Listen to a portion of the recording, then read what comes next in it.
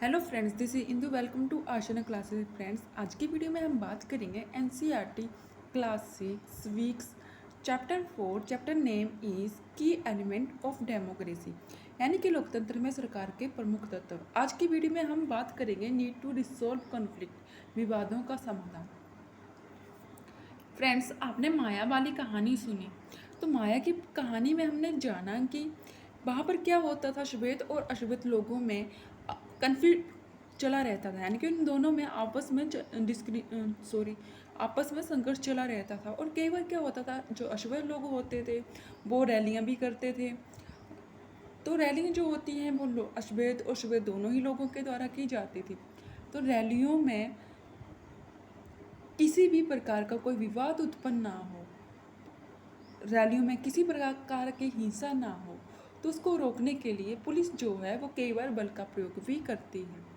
Friends, ऐसा इसलिए किया जाता है ताकि क्योंकि ज़्यादातर एक समूह यह मान लेता है कि दूसरे समूह के विरोध करने से या रोकने के लिए बल का इस्तेमाल होता है। विवाद तब भी होता है जब विभिन्न सांस्कृतिक धर्मों, क्षेत्रों और आर्थिक पृष्ठभूमियों के लोग एक दूसरे के साथ तालमेल नहीं बिठा पाते। ऐसा तब भी होता है जब कुछ लोगों को लगता है कि उनके साथ डिस्क्रिमिनेट किया जा रहा है। लोग अपने विवादों को ख़त्म करने के लिए ही हिंसात्मक तरीके भी अपनाते हैं, जिससे अन्य लोगों में भय और इनसिक्योरिटी की भावना उत्पन्न हो जाती है।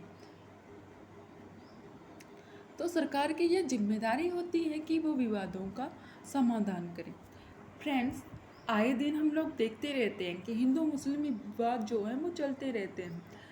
तो आए दिन ये चले रहते हैं, ये भी एक समस्या का कारण बनते हैं।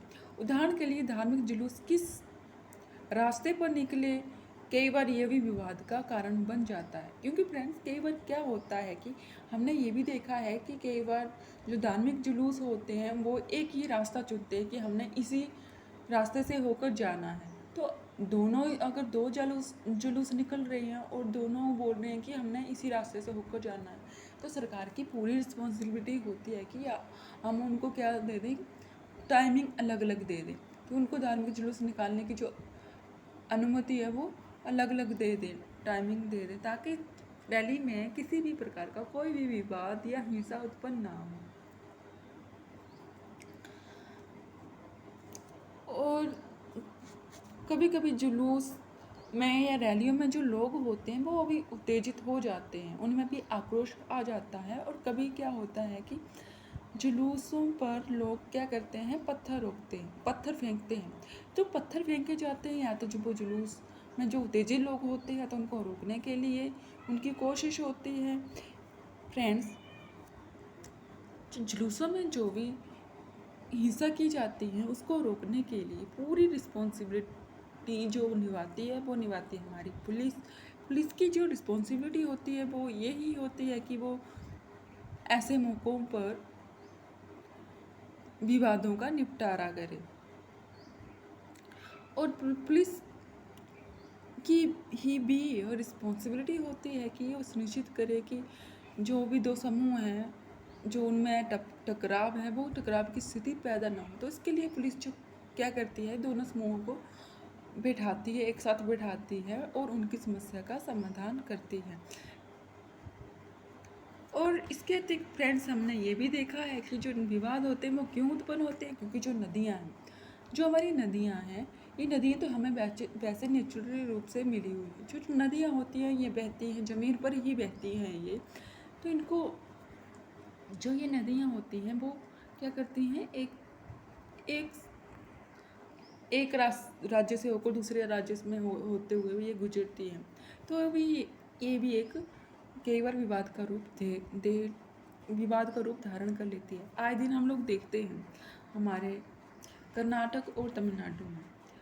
तो ये जो कर्नाटका है और तमिलनाडु है, यहाँ दोनों स्टेटों में आए दिन विवाद पानी को लेकर हमें देखने को मिलता है। क्योंकि कर्नाटका में एक नदी है, कावेरी नदी, उसके जल का यूज़ कर्नाटक में रहने वाले लोग भी करते हैं और तमिलनाडु में रहने वाले लोग भी करते हैं। तो कर्नाटका में बांध बनाया गया है, कृष्ण सागर बांध। तो जो कर्नाटका स्टेट में कृष्ण सागर बांध बनाया गया है, उससे जो कर्नाटक के लोग हैं, कर्नाटक में जो लोग रहते हैं उसके जल का यूज़ करते हैं। जो इसके अतिरिक्त जो कर्नाटक के बेंगलुरु में भी इस जल का यूज़, कावेरी नदी का जल का यूज़ किया जाता है। और कर्नाटका में एक कृष्ण सागर बांध बनाया गया है जिसके जल का प्रयोग इसके कर्नाटक के विभिन्न डिस्ट्रिक्ट के लोग भी करते हैं। तो फ्रेंड्स, विवाद ये उत्पन्न होता है कि तमिलनाडु में भी कावेरी नदी पर एक बांध बनाया गया है जिसे कहते हैं मैटूर बांध। तो तमिलनाडु में भी एक बांध बनाया गया कावेरी नदी पर, और कावेरी नदी पर कर्नाटका में भी कृष्णा सागर बांध बनाया गया।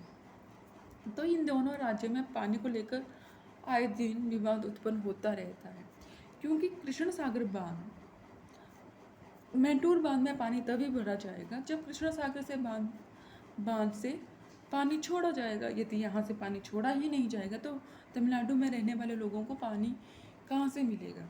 तो पानी को लेकर इन दोनों राज्यों में आपस में टकराव, ये विवाद की स्थिति बनी रहती है।